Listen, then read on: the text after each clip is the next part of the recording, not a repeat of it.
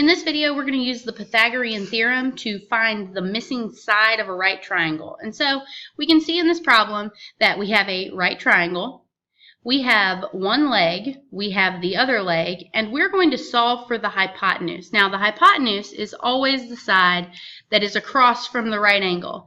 Another thing you should know about the hypotenuse is that it's always the longest side of the triangle. So when we do our math, if we don't get a number that's bigger than 30, we're going to know that we made a mistake. Because when we solve for the hypotenuse, it needs to be the biggest side. All right, so the Pythagorean theorem says that a squared plus b squared equals c squared.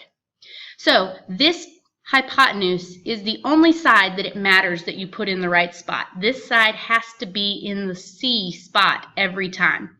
The other two sides, it does not matter which one is A and which one is B. So I'm just going to pick one to be A and pick one to be B. And then I'm going to plug in my numbers into the Pythagorean theorem.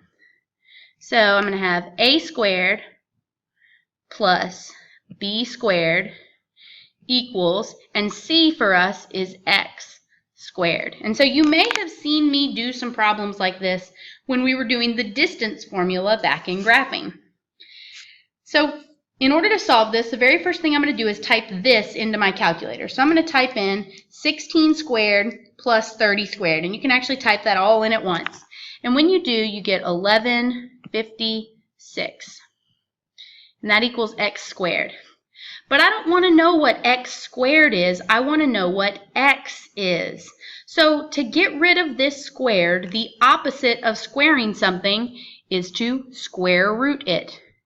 So if you take the square root of 1156 in your calculator, you get that x is equal to 34. Now, that is the answer, and now we just need to decide if it makes sense.